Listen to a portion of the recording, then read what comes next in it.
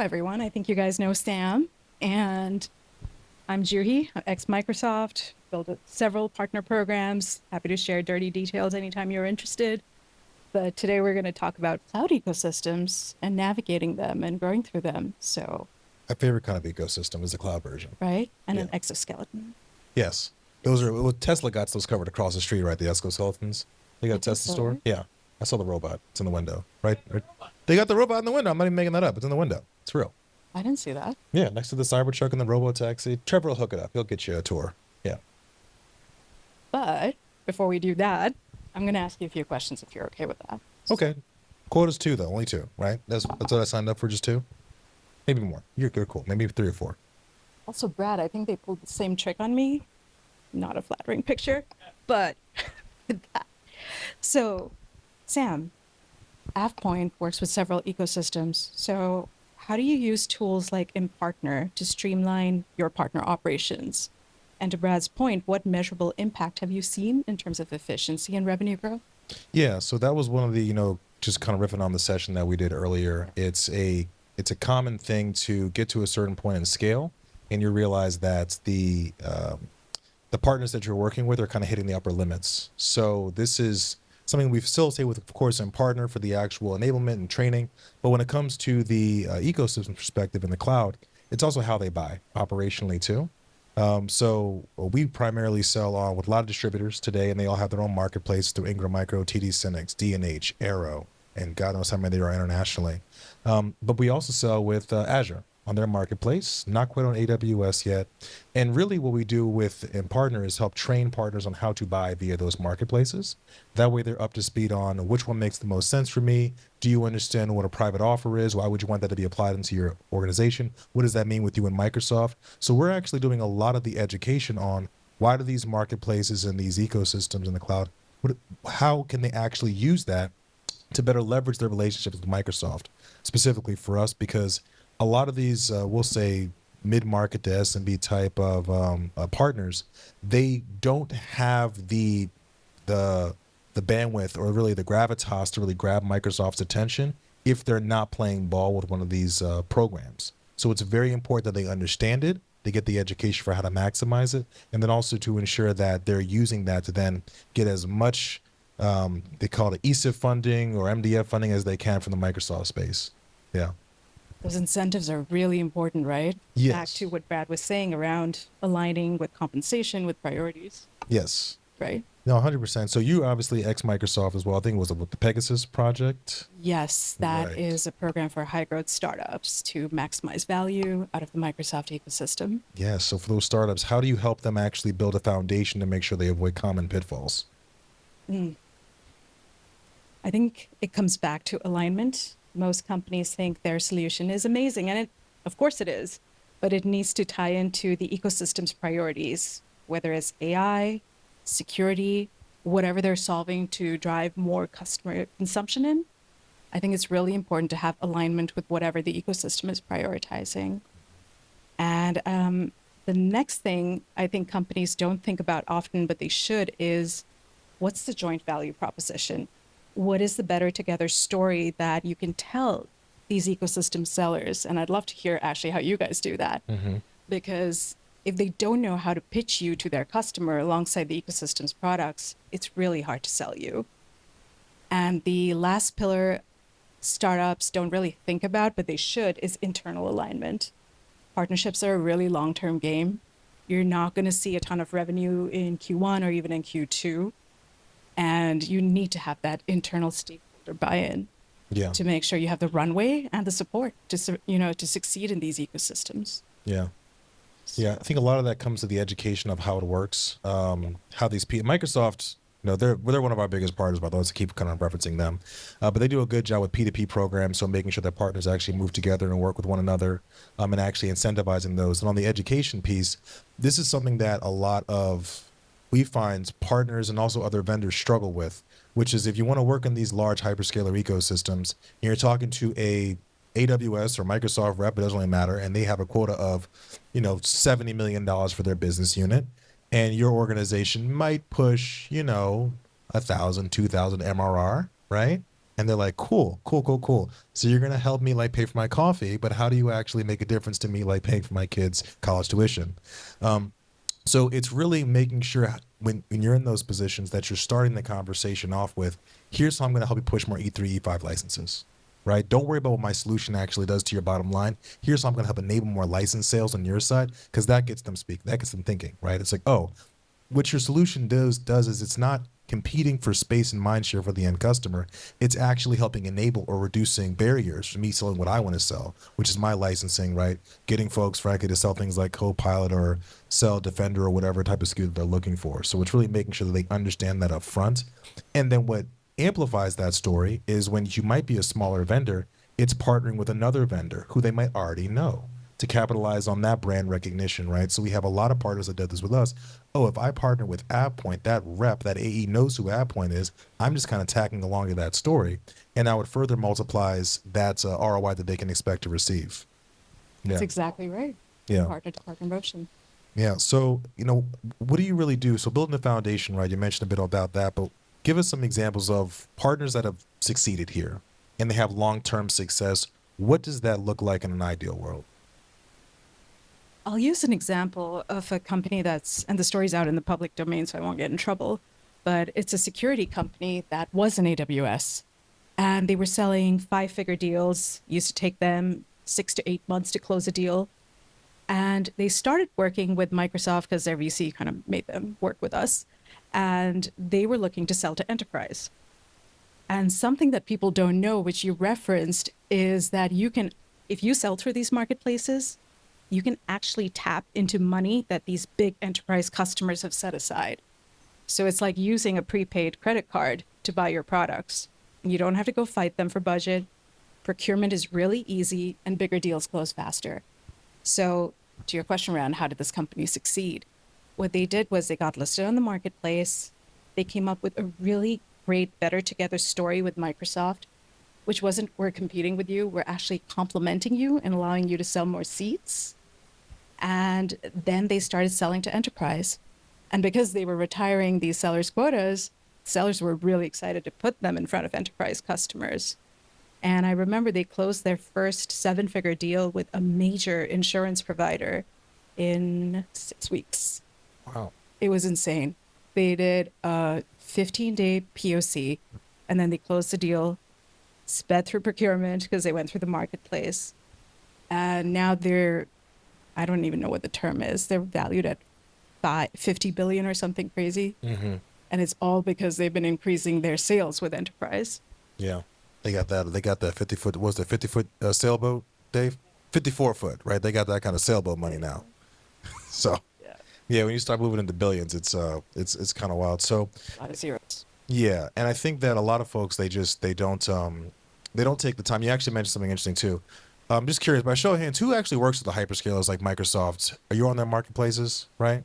So connecting with those AEs, one of the most important things you can do as well is learn what their line cards are for the year, because they change dramatically, right? For many, many years, it's selling certain licenses. Then it becomes Azure retirement, right? Then Copilot becomes the thing. Oh, now you got to sell Copilot, right?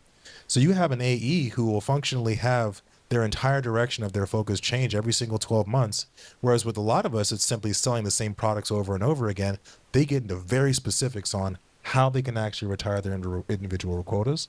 So you have to take the time to learn about what those things are every single year too. And to that point, one of the things I recommend is don't be shy about it. When you're getting on a call with an AE, just ask, what does success look like for you? Yep. How can I help you with that? And they will not be shy about sharing their metrics with you or their quotas with you. Yeah. And that'll also help them understand too, if they're part of a larger team, if they have additional technical folks, true, right? Making sure that you also understand how the sales folks are measured and also the technical folks are measured as well. Because a lot of your success is actually going to be enabling the technical team, and their line card might not specifically be retiring Azure quota. It might be customer retention, or it might be upselling specific accounts as well. So the conversation stops being, how do we break in that new into how do I actually activate these particular customers that you're stuck with our solution set? Yeah. And when it comes to that, how a huge piece of it is actually amplifying the wins, the better together stories. How do you guys think about that? Do you have a process for amplification? Yeah, down street, Times Square billboards. We just rent out billboards with our level wins. Yeah. It's I much gotta go better than a transfer. WinWire. Yeah.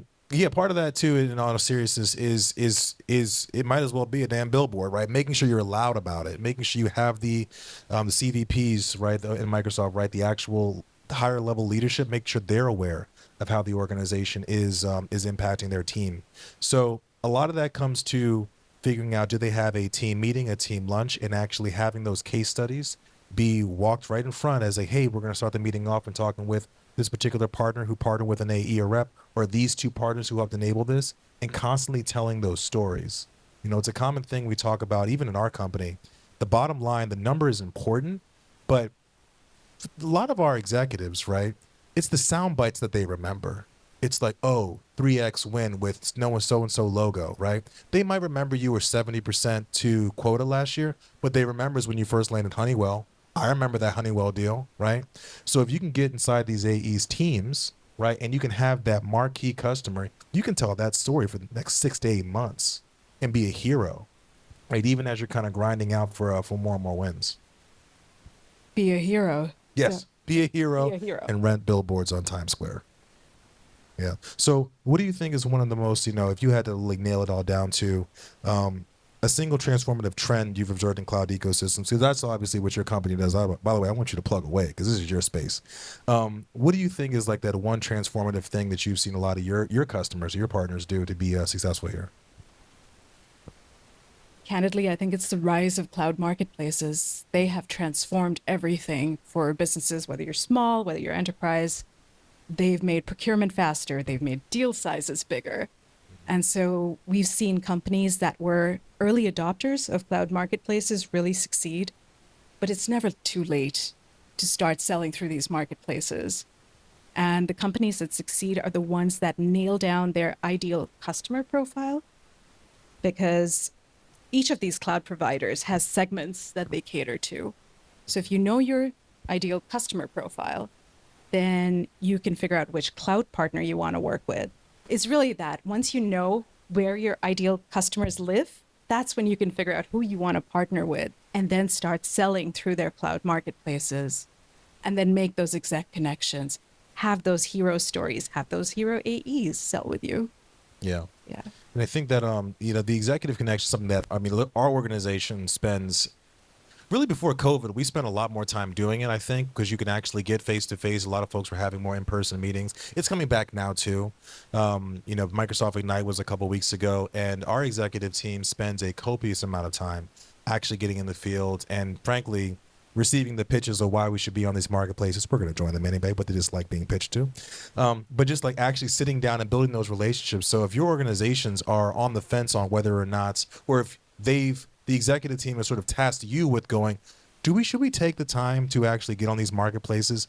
Really, I would say, hey, come to the meeting with me. Don't take my word for it. Let them kind of convince you on the ROI here, because it's a lot of effort and time in some cases to be on these, especially when you start automating the transactions, right, and the billing components of it. Your organization might not actually be even equipped to handle that kind of inbound, going from maybe annual contracts and now doing monthly invoicing and billing. So you really want to make sure you have the executive buy-in to say, are we going to invest the time to actually make this possible, to enable our customers to buy this way and really make this a story? So bringing it back to Impartner, though, I kind of talked in the beginning about how we leverage the platform to kind of educate folks as a central repository. What are your thoughts on how tools like Impartner can help navigate customers through these kind of complexities?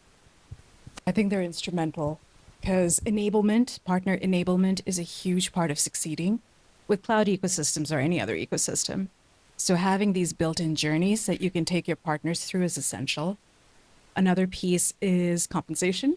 How do you incentivize partners? How do you access incentives? Again, tools make that really simple.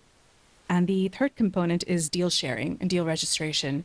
That is a core element of working with these cloud hyperscalers. And again, you can use tools to make your life easy, or you can hire a person to do this manually, and it can take forever, right, for companies like yours. Yeah. Yeah. So I also think it's really important to understand how to join these partner programs, because something I've seen is companies get transactable on the marketplace, they're ready to sell, and then they realize they haven't joined the right partner program or enrolled in incentives that you could be getting I think some companies have left over $500,000 on the table a year just because they didn't enroll in the right incentives. So Yeah, you got this chump change for Kirby, but for the rest of us, though, that's rough. he's just laughing at me. Yeah, yeah, yeah. But again, that journey that takes your partners through the process, I think is essential. And that's where tools like Impartner can be critical. Yeah. So I'm actually curious just to learn more about Partner One, right? So you found this, you are definitely a pioneer on this journey, because I think a lot of folks are still deciding on whether or not this is worth their company doing. You took it a step, maybe 5 steps further. You built a company around enabling people to be able to do this. So what prompted you to say, hey, this is going to be a market? Because I don't think I know of anybody else that like built that's their thesis, that this is going to be that important. What really motivated you to take that step for yourself? Well, I'm to blame for some of the partner programs at Microsoft. Right, I ruined it to make myself a job. So, but jokes aside, prior to Partner One, I was at a data analytics company that got acquired by HubSpot. And I knew I didn't want to join another big company. And several companies we had worked with in the past when we were at Microsoft reached out to us asking for assistance on navigating that ecosystem. So there was clearly a need. And we started this company knowing that there was that need. And now we're honored to be one of 5 companies globally that Microsoft has recognized for helping their partners grow. And the need spans 400,000 plus companies just for Microsoft. And the ROI can be huge for companies, but it's a function of the investment you make, back to what was being said earlier. So we built this company because it's not as complex as it seems to navigate these ecosystems. It's really lucrative. And it's a shame that companies aren't taking advantage of what's out there. So that's why we built this. And what we do is we help B2B SaaS and services companies maximize value out of all these different ecosystems. And so we take you from 0 to 1, from getting set up as a partner to actively co-selling and getting cash back for all the impact you're driving with Microsoft, AWS, Google. Yeah. So yeah, it was driven by a need, by people coming to us, and that need and that opportunity for companies just continues to grow. Yeah. It's like getting that Kohl's cash. They have a company to help you maximize your Kohl cash value, right? Yeah. I actually wanted to ask you about something. You have so much inbound deal flow. How do you optimize that? How do you control for that? Yeah. So our marketing team, it's the best, what's the nicest way to say? I was going to say the word savages, but that's a negative. They're aggressive, you know. Like our marketing team they're very good. I'll go with just good. So we get a lot of inbound deal flow, and it's also, I was telling somebody else, it's not only on the just inbound leads for our software, but also too we do have a services component of our organization, and we work with MSPs and other solution systems integrators. And if you have your services org as an ISV, they can look at that as competition. So the inbound leads that we have an agreement from our executive team, and we just push the line. Year 1, anything 300 users and less goes to the channel.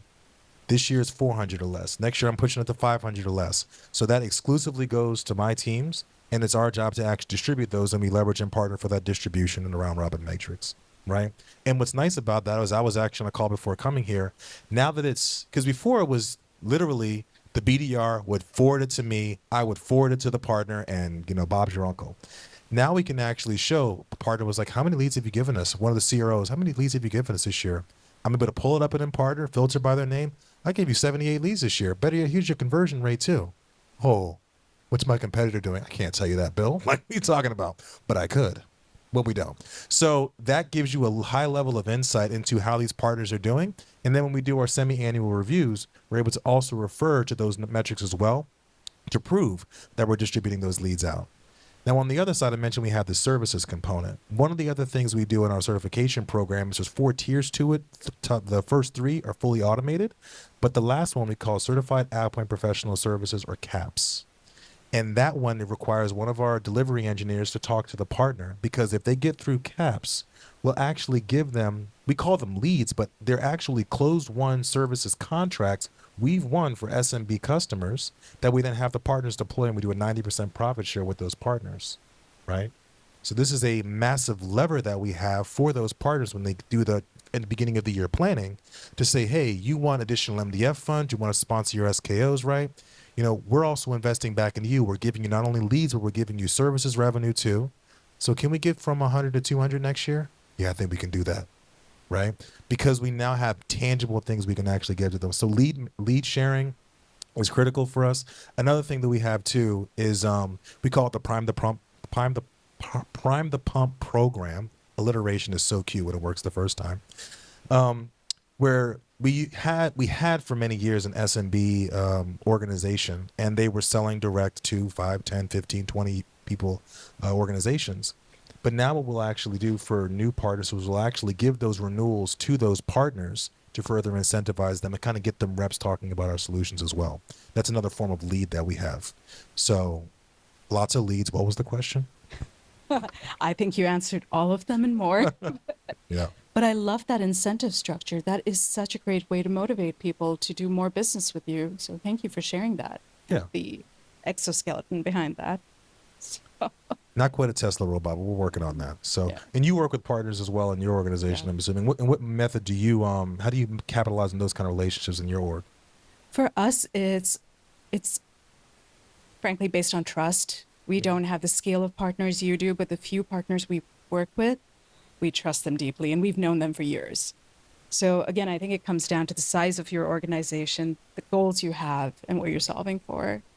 Because that, with us, we simply don't have the capacity to handle the scale, but our partners are companies like Impartner, Microsoft, others. So trust is a huge element for us. Yeah, and then we were talking a bit earlier. For a lot of our organizations, me being a sales manager by definition, you would think that the number one thing that we care about is, of course, sales and the bottom line. The reality of it is that's not 100% true. It's the partner experience that tends to trump that and that trust and relationship. And I'd much rather take a downsell with a particular partner in a year if their business model has changed, or they're frankly just having a bad year, knowing that I have a contract and I can hold their feet to the fire if I really wanted to, but they're going to spend the next 12 months finding an out for another vendor.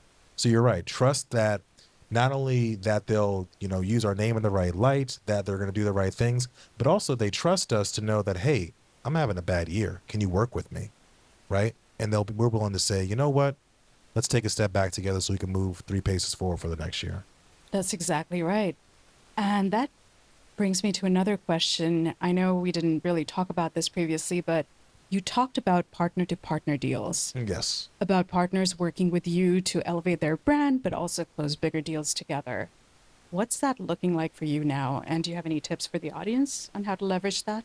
Yeah. So first thing I did was start a podcast. I'm not joking. We actually did like a YouTube. It wasn't a podcast. It was a YouTube series where me and this guy named Christian Buckley, he's actually based in Utah as well.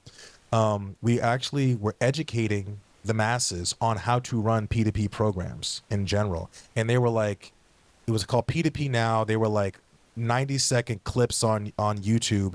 And we were talking about how to move through these different components of partnerships. And what we did was we then essentially, when a potential partner wanted to work with us, we would send them the relevant clip if they had a concern or an issue. So it was almost like a knowledge base on how to actually build these partnerships out to get their mind share of, can I actually do this? Why would I do this? What's the benefit to me? How is it going to increase my standing with Microsoft? And then once we used that to hook them, we then had them speak with my team directly to talk about the framework and the structure. Because there's two components to it, really. It's the better together story, but then it's all right, how do we bring this to Microsoft so they care?